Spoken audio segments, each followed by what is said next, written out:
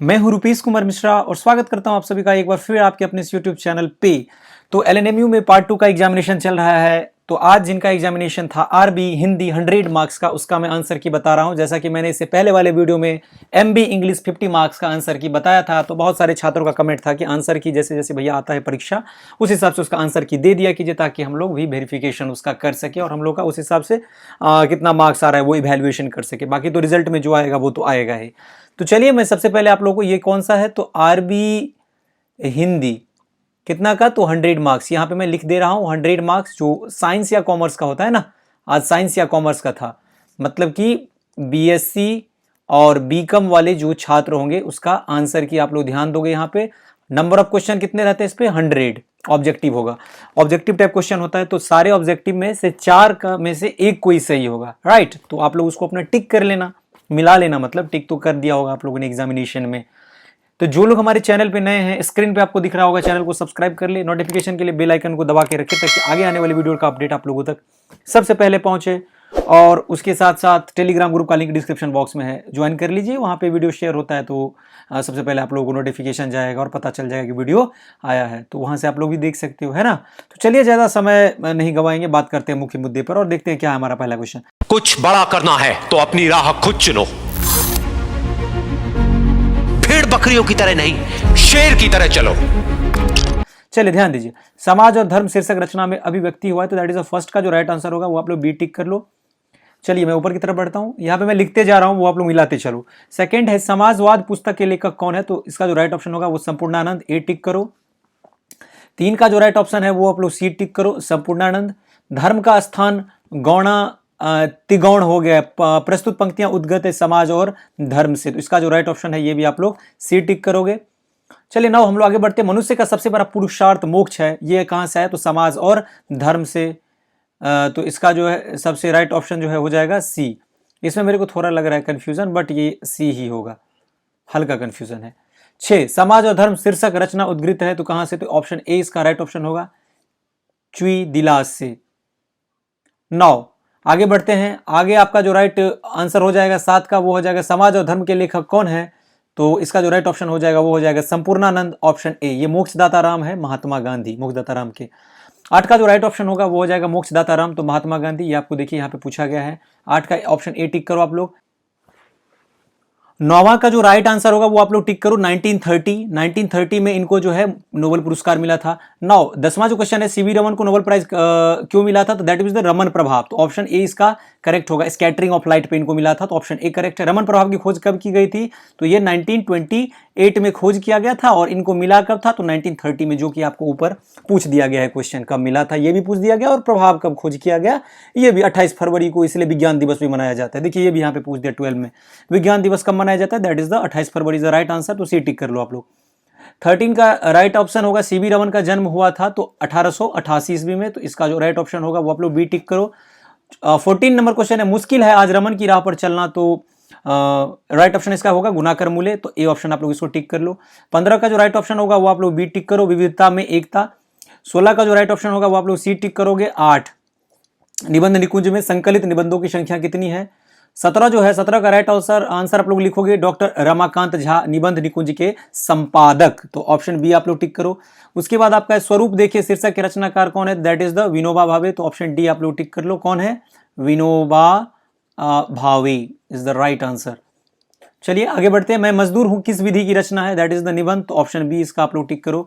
उसके बाद नेक्स्ट है आपका 20 नंबर क्वेश्चन, ये आप लोग सीरियल वाइज देखते जाओ, वीडियो को पूरा देखिए तभी जाके आप लोग समझ पाइएगा कि हाँ 1 से लेके 100 तक में कौन सा आंसर मेरा सही है नहीं है। वीडियो स्किप करोगे तो नहीं देख पाओगे। अगर आप पूरा वीडियो नहीं देखते हो तो यहीं से छोड़ के चले जाओ, इनकम्प्लीट मत देखो मेरे हिसाब से, है ना।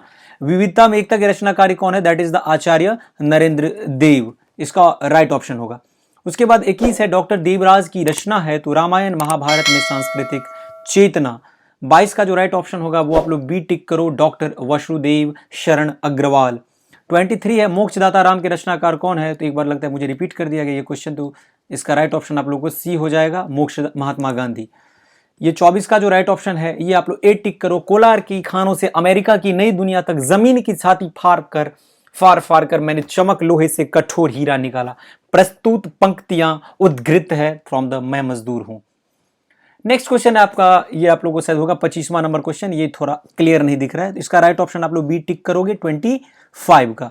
26 की तरफ बढ़ते हैं तो इसका राइट ऑप्शन आप लोग ए टिक करो 26 का। मैं लिख दे रहा हूं, क्लियरली समझ आ जाएगा। क्लियर भले ही स्क्रीन पे नहीं है, उससे कोई मतलब नहीं है। इनमें से बाणभट्ट का ग्रंथ कौन सा है, तो option C is the right answer, is the Harshacharit. सर्वोदय संदेश पुस्तक के लेखक कौन है, that is the Vinoba Bhave, तो ऑप्शन सी आप लोग टिक करो 28 का। 29 है भारतीय संस्कृति की कहानी पुस्तक के लेखक कौन है, तो भगवत शरण उपाध्याय, ऑप्शन ए।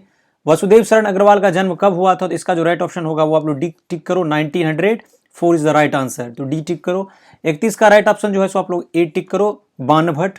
32 का राइट ऑप्शन जो है डॉक्टर वसुदेव शरण अग्रवाल, सी टिक करो। 33 डॉक्टर संपूर्णानंद का जन्म कहाँ हुआ था, तो वाराणसी, इट मीन्स उत्तर प्रदेश। 34 का राइट आंसर जो है 1927, इसका कब जो है सो विधानसभा सदस्य कब ये चुने गए थे, है ना।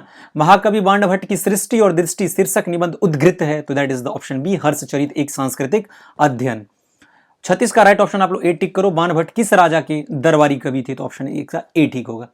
37 है महात्मा गांधी की माता का नाम क्या था, दैट इज द पुतलीबाई, तो ऑप्शन ए इसका राइट आंसर होगा। कस्तूरबा गांधी इनकी पत्नी का नाम था, है ना।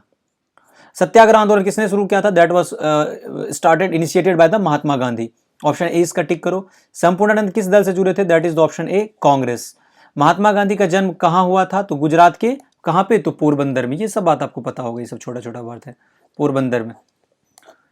उसके बाद है जीवन में सत्य के प्रयोग पुस्तक कौन है, तो दैट इज द आत्मकथा, तो ऑप्शन बी इसका टिक करो 41 का। उसके बाद है 42 संविधान के किस अनुच्छेद के अंतर्गत हिंदी को संघ की राजभाषा घोषित किया गया, दैट इज द 343 के अंतर्गत। उसके बाद है प्रारूप तैयार करने की क्रिया को क्या कहते हैं, तो दैट इज द कॉल्ड प्रारूपण, ऑप्शन बी टिक करो। संक्षेपण मूल अनुच्छेद के कितने हिस्से के बराबर होना चाहिए, 1/4। संक्षेपण मूल हिस्से के कितने हिस्से के बराबर होना चाहिए, इसमें देखिए 1/4 नहीं होगा, यहाँ पे 1/3 होगा राइट आंसर। संक्षेपण 1/3 होता है, तो इसका राइट ऑप्शन आप लोग सी टिक करो। उसके बाद है टिप्पण की भाषा होती है, तो ऑप्शन इसका ए टिक करो सरल। 46 है किस विस्तृत विषय को संक्षेप में लिखना कहलाता है, दैट इज कॉल्ड संक्षेपण, एब्रिविएशन, ऑप्शन सी टिक करो। 47 का राइट ऑप्शन आप लोग ए टिक करो राजपत्र। 48 है हिंदी दिवस कब मनाया जाता है, दैट इज द 14 सितंबर, जो हाल फिलहाल में भी मनाया गया है, तो इसका आपको राइट ऑप्शन डी टिक करो 48 का। 49 है विश्व हिंदी दिवस कब मनाया जाता है, तो 10 जनवरी को, तो इसका जो राइट ऑप्शन है ये ए टिक करो। राजभाषा का अर्थ क्या है, सरकारी काम काज की भाषा, this is the option B. इसमें थोड़ा मेरे को कंफ्यूजन लग रहा है, राज्य की भाषा इसमें होना चाहिए। संविधान की 8वीं अनुसूची में शामिल भाषा है, दैट इज द मैथिली, तो ऑप्शन सी इसको टिक करो। हिंदी भारत की क्या है, हिंदी भारत की संपर्क भाषा भी है, राजभाषा भी है, उपयुक्त दोनों हम कह सकते हैं। संपर्क करने के लिए भी हम करते हैं राजभाषा, संपर्क भाषा, इसमें 2 ऑप्शन में थोड़ा कंफ्यूजन लग रहा है जी। हम लोग संपर्क भाषा में भी इसका यूज करते हैं एक दूसरे से बात करने के लिए, लेकिन कई जगह लोग नहीं समझ पाते। पूरा हिंदी का लगभग 100% तो नहीं हुआ है, नहीं तो राष्ट्रभाषा इसको घोषित कर दिया जाता है, क्योंकि अभी फिलहाल हमारे देश में राष्ट्रभाषा तो कोई है नहीं ऑफिशियली, है ना। ऑफिशियल लैंग्वेज में आपको जो है सो हिंदी और इंग्लिश दिया जाता है, तो इसको आप ए टिक करके चलो, यही सही होगा। उसके बाद 53 है, 53 का राइट ऑप्शन आप लोग बी टिक करो 21 फरवरी। ड्राफ्टिंग का अर्थ क्या होता है, तो प्रारूपण, तो ऑप्शन बी इसका टिक करो 54 का। 55 का मेमोरेंडम का, तो इसका हो जाएगा ज्ञापन, इसका राइट ऑप्शन आप लोग बी टिक करो। नोटिंग को हिंदी में क्या कहते हैं, तो नोटिंग को हिंदी में कहते हैं नोटिंग। प्रारूपण इसको छोड़िए आप 56 को। प्रथम राजभाषा आयोग का गठन हुआ था, तो 1955 में, तो इसका राइट ऑप्शन आप लोग ए टिक करो। प्रथम राजभाषा आयोग में कुल सदस्यों की संख्या कितनी थी, इसको मैं छोड़ रहा हूँ। उसके बाद है चांसलर का हिंदी अनुवाद क्या है, तो इसका जो राइट ऑप्शन होगा वो हो जाएगा कुलपति, सॉरी वाइस चांसलर मतलब कुलपति हो गया ना, कुलाधिपति इज द राइट आंसर, ये एकदम सही है। जैसे कि गवर्नर साहब जो हैं अभी फागू चौहान जैसे हमारे बिहार के हैं, वो अलग अलग राज्य का अपना जो होता है कुलाधिपति, वही चांसलर होते हैं। मुझे लगा वाइस चांसलर है, तो वाइस चांसलर के लिए कुलपति होता, कुलाधिपति एकदम राइट आंसर है। प्रोफेसर का हिंदी अनुवाद क्या है, तो इट मीन्स प्राचार्य, ये इसका सही जवाब होगा। उसके बाद रजिस्ट्रार का हिंदी अनुवाद क्या है, तो कुल सचिव is the right option B. 62 proctor का, तो कुलानुशासक, ये ऑप्शन ए टिक करो आप लोग।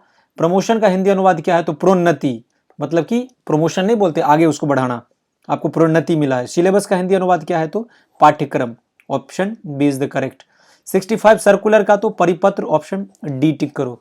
66 का राइट ऑप्शन आप लोग सी टिक करोगे। 67 का ए टिक करो, अधिनियम।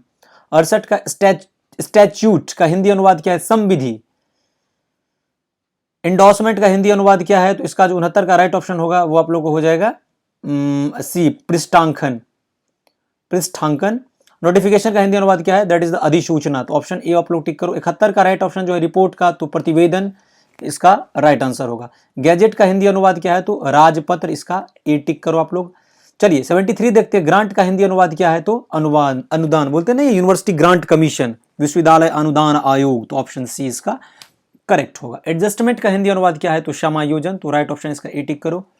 75 है, कन्वेनर का हिंदी अनुवाद क्या है? तो संयोजक, ऑप्शन ए इसका सही होगा। उसके बाद है 76, कोऑर्डिनेटर का हिंदी अनुवाद क्या है? तो समन्वयक, इसका राइट ऑप्शन होगा 76 का। 77 है, लाइसेंस का हिंदी अनुवाद क्या है? तो अनुज्ञा पत्र, अनुज्ञा पत्र, इसका राइट ऑप्शन ए टिक करो। 78 का बिल का हिंदी अनुवाद, तो विपत्र, ऑप्शन ए। आगे चलते हैं, क्षेत्राधिकार, तो jurisdiction is the right option, तो ए टिक करो आप लोगों को क्षेत्राधिकार के लिए। उसके बाद है वीक्षणशील का अंग्रेजी अनुवाद क्या है? तो इसका राइट ऑप्शन जो है सो सी होगा, सी टिक करो। प्रतिनियुक्ति का अंग्रेजी अनुवाद क्या है? तो दैट इज द डेप्यूटेशन, तो 81 का जो राइट ऑप्शन होगा वो आप लोग बी टिक करोगे। 82 विशेषज्ञ, इट मीन्स एक्सपर्ट, तो 82 का राइट ऑप्शन आप लोग सी टिक करो। निर्यात, एक्सपोर्ट, आयात मतलब इंपोर्ट और निर्यात के लिए एक्सपोर्ट, तो ऑप्शन सी होगा इसका सही जवाब। राजदूतवास का अंग्रेजी अनुवाद क्या है? तो इसको हम एम्बेसी बोलते हैं। इंडियन एम्बेसी जैसे अमेरिका में होगा, पाकिस्तान में होगा, अलग अलग कंट्री में है तो उसको एम्बेसी बोलते हैं हम लोग, तो ऑप्शन सी टिक करो। 85 का राइट ऑप्शन आप लोग ए टिक करोगे। 86 का राइट ऑप्शन आप लोग लिटरेसी टिक करो, साक्षरता। 87 का नेशनलिज्म, राष्ट्रवाद, ऑप्शन सी। 88 का जो हो जाएगा वो हो जाएगा पार्लियामेंट, तो ऑप्शन सी इसका भी। राजदूत का अंग्रेजी अनुवाद क्या है? तो एम्बेसडर, तो right option is the D. पत्रिका का अंग्रेजी अनुवाद क्या होगा? तो जर्नल, है ना, जर्नल बोलते हैं, तो ऑप्शन सी होगा इसका राइट आंसर। संस्थापक का अंग्रेजी अनुवाद है, तो इसका राइट ऑप्शन हो जाएगा फाउंडर, तो ए टिक करो आप लोग। मैं यहाँ पे घेर दे रहा हूँ। वीडियो अच्छा लग रहा है तो वीडियो को लाइक करें और दूसरे छात्रों तक भी वीडियो को अधिक से अधिक शेयर करके कमेंट बॉक्स में अपना प्रतिक्रिया अवश्य दें कि आगे आप लोगों को किस तरह के कंटेंट चाहिए। चैनल से आपको आगे बहुत सारे तरह के अलग अलग कंटेंट, चाहे वो फिजिक्स हो, केमिस्ट्री हो, वो आपको देखने को मिलेंगे बहुत ही जल्द। 92 का राइट ऑप्शन आप लोग 1949 मतलब सी ऑप्शन टिक करो। 93 का राइट ऑप्शन आप लोग डी टिक करोगे, 8वीं। उसके बाद है 94, तो 94 का राइट ऑप्शन इसको छोड़ दीजिए। 95 का राइट ऑप्शन आप लोग ए टिक करो, संपर्क भाषा। 96 का जो है सी टिक करो, 1968। उसके बाद है 97, इसका हो जाएगा सहज और सरल भाषा, मतलब कि ए ऑप्शन। 98 अच्छे पत्र के गुण हैं, उपयुक्त सभी, मतलब कि डी ऑप्शन। उसके बाद है 99, इसको बोलते हैं हम लोग संशोधन पत्र, तो ए ऑप्शन इसका सही होगा। और उसके बाद है हमारा 100, प्रस्तावना का अंग्रेजी अनुवाद है, तो प्रियम्बल, इसका राइट आंसर होगा सी। यही था आप लोग का 100/100 आरबी हिंदी साइंस कॉमर्स का आंसर की। ठीक है ना, तो इसको आप लोग जरूर यहां से मिला लीजिए।